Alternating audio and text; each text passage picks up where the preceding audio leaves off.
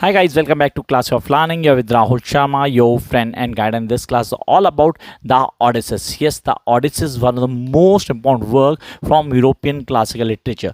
अब इस वर्क को जब हम शुरू करते हैं तो पहले हम क्लियर करते हैं sir it's a work of Homer, और होमर ने एक एपिक पॉम लिखी जिसको नाम दिया गया Odysseus, and this is all about a description of war. So no, it's not a description war, it is actually how the Odysseus came back from the war and found कि यार उसका पूरा का पूरा एम्पायर सीरियसली खतरे में, क्योंकि यहाँ पर आज रूल कोई और कर रहा है and now things are going out of his hand. तो चीज़ों को कैसे क्लियर करना है, कौन कौन से पॉइंट्स हमें बिगनिंग से लास्ट तक क्लियर होना चाहिए, इसको ऑन टिप करेंगे. Along with this we guys need to make a character chart. Yes, मेरे को काफ़ी स्टूडेंट्स ने कहा कि सर कैरेक्टर चार्ट को किस तरह बनाया जाएगा और कॉन्सेप्ट कैसे क्लियर करने हैं, वो यहाँ सब बताने वाला हूँ इसी क्लास के अंदर. तो सबसे पहले बात करते हैं द ऑडिसिस की.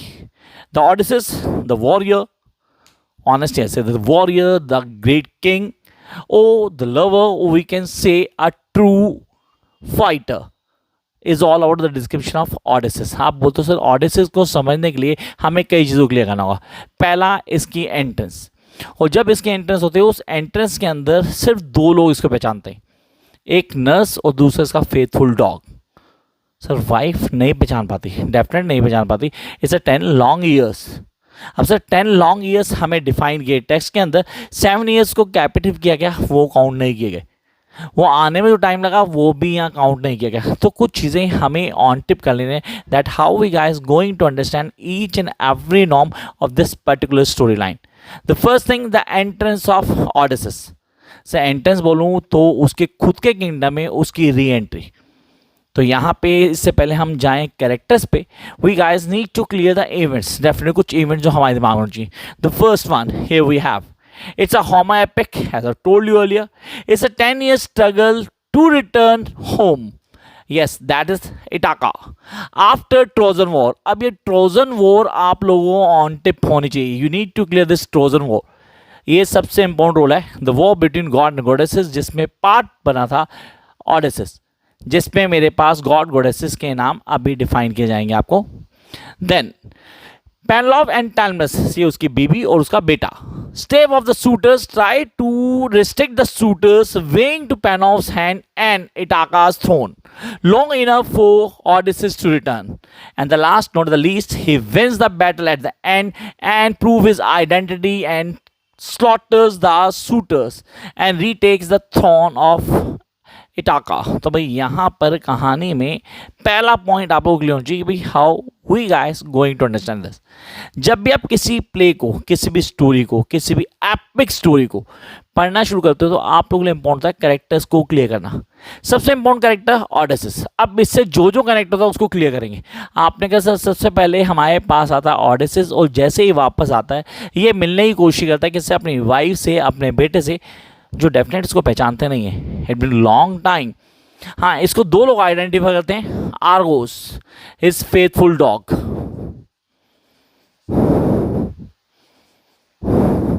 Yes, his faithful dog. आपने कहा सर उसका फेथफुल डॉग जो उसको बड़े इजीली आइडेंटिफाई कर लेता है. सेकेंड, रुल्सिया, ये वो नर्स है जिसने इसके और इसके फादर दोनों को नॉरिश किया while they were little kids. भाई इसके बेटे और इसको दोनों को, तो ये दोनों इसको पहचान लेते कि उसको पता था कि इसके पैर पे चोट लगी हुई है, and she get to know कि यार ये वो चोट है जो ऑडिसिस को लगी थी, and she be able to identify कि भाई ये और कोई नहीं है, ऑडिसिस है. तो यहाँ पे बिगनिंग होती है इन दो कैरेक्टर से. इन दोनों को आपने ऑन टिप कर लेना है. नाउ हाउ थिंग्स रिवील, धीरे धीरे चीज़ें बदलेंगी. सबसे पहले हमारे पास कैरेक्टर्स आते हैं. आप बोलते हो सिसी, अब ये क्या कैरेक्टर है, इसको कैसे क्लियर करना है. आप बोलते हो उसको समझना जरूरी है. यस, द गॉडेसेस, या द गॉडेसेस जो उसको प्यार करती है. She loves him to Odysseus. Yes, she was the one who tried to help Odysseus to reach his homeland. अपने घर पहुंचने की हेल्प करती है. तो yes, she helps Odysseus to reach home safely.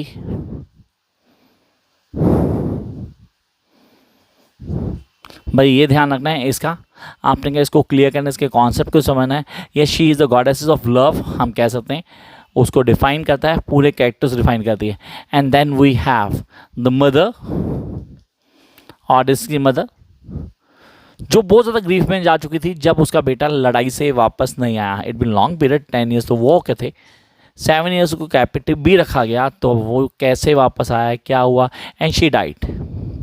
Yes, the mother, Antislia, and Letrus, the father, who was the old king, yes, the one who rules before the Odysseus, but now goes to the isolation and start living life all alone while he was waiting for his son to back.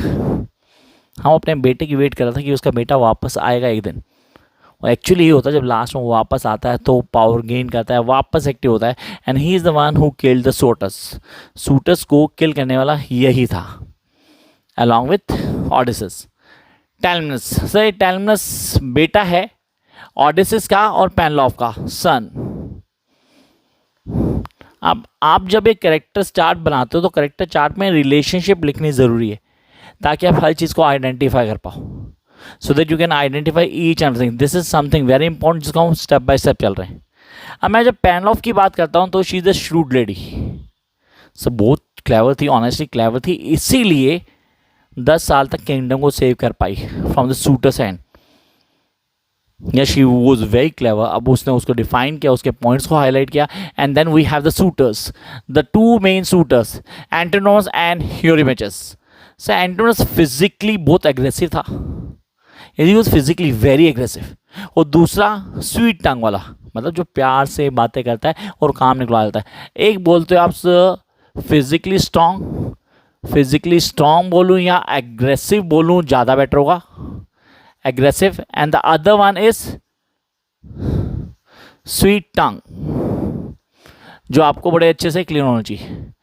Then we have the role of Poseidon, the god of sea. Poseidon don't want Odysseus to go back to his home. वो नहीं चाहता था कि वो अपने घर वापस जा पाए। या ही वॉज द गॉड जो सीरियसली नहीं चाहता था किसी भी तरह से कि ऑडिसिस वापस अपने घर जाए। He don't want Odysseus to go back to his home. क्यों? क्योंकि उसके पीछे एक रीज़न था, एक सॉलिड रीज़न था कि ऑडिसिस ने वॉर ऑफ ट्रोज में उसके बेटे को मारा था। He killed his son पॉलिमनस। पॉलिमनस मारा गया था ऑडिसिस के हाथों, तो जिसका बदला आज वो ले रहा था, taking revenge of his son death. भाई हाँ, ये तो हमें ऑनटिप होना चाहिए कि क्यों, क्या रीजन थे। जबकि इसका ब्रदर, ये दोनों भाई हैं ज्यूज। अगर यूरोप लिटरेचर पढ़ते हैं, यूरोपियन लिटरेचर में ज्यूज हम सब जानते हैं द गॉड, ऑनेस्टली गॉड, और बहुत बड़ा गॉड है वो, ठीक है। ये दोनों भाई थे, वो इनके फादर हैं एथना, जिन्होंने हेल्प की किसकी, ऑडिसिस की। यस, जिन्होंने हेल्प की ऑडिसिस की ताकि वो अपने घर सेफली पहुंच पाए। उसकी जर्नी में, उसके थ्रू आउट जो भी प्रोसेस रहा उसके अंदर पूरी हेल्प की एथना ने यहाँ पे ऑडिसिस की। तो आपने कहा ये कैरेक्टर्स को लिंक करना, उनके कॉन्सेप्ट को समझना हमारे लिए इंपॉर्टेंट है। And then we have Calypso. Sir इसको नहीं छोड़ सकते हम। Calypso the nymphs goddesses, yes, who loves Odysseus. 7 साल उसने कैपिटल बना के रखा, अपने पास रखा। She want to be with him always. वो किसी भी शर्त उसको छोड़ना नहीं पाती, लेकिन यहाँ पे ज्यूस के बोलने पे उसको रिलीज करना पड़ा। यहाँ ज्यूस का रोल आता है क्योंकि जब उसने उसको बोला तब शी हैव टू रिलीज ऑडिसिस। तो अब यहाँ से कहानी बनती है कि एक आदमी घर से गया था वहाँ पे बैटल को लड़ने के लिए, जिस बैटल का नाम हमें दिया गया ट्रोजन वॉर, जहाँ पे एक डोमिनेंट रोल प्ले किया उसने। कई लोगों को मारा, कई लोगों को बचाने की कोशिश की। And it's a war between God and goddesses. उनके बीच में, मतलब पार्टी ए और बी के बीच में लड़ाई चल रही थी, जिसमें उसका एक डोमिनेंट रोल था। उस रोल को पूरा करने के बाद जब वो वहाँ से निकलता है तो he was been captured by one of the goddesses, जो अपने पास रखती है उसको 7 साल के लिए, फॉर 7 लॉन्ग ईयर्स। 1 साल यहाँ पे सेरेस के पास भी रुकता हो, जो डेफिनेटली उसको चाहते थे कि वो उससे शादी कर ले, लेकिन ये पॉसिबल नहीं था। ही वॉज अ वन, नहीं, you can't say the one woman man, क्यों यहाँ पे वो इसके साथ भी था और इसके साथ भी था, लेकिन he want to go back to his home. अपने घर जाने की पूरी कोशिश कर रहा था वो, और वो सर्कमस्टांसेस डिफाइन किए गए। तो ये हैं वो मेजर कैरेक्टर्स। अगर आप द ऑडिसेस की बात करते हो तो आपको ये सारे के सारे कैरेक्टर्स ऑन टिप होने चाहिए along with these steps. Yes, along with these steps, ताकि आप उसको ग्रिप कर लो। आपके तो डिटेल में सर समझने के हमें क्या करना होगा, कैसे चीज़ों को क्लियर करेंगे, स्टेप बाय स्टेप कैसे करना है, चीज़ों को कैसे परफेक्ट वे में समझेंगे, उसके लिए चैनल को सब्सक्राइब करें। ऑनलाइन लेक्चर शुरू हो चुके हैं, फर्स्ट सेमेस्टर वालों के, वो ज्वाइन कर सकते हैं आप लोग। And for more, you can comment, guys. Wish you all the best.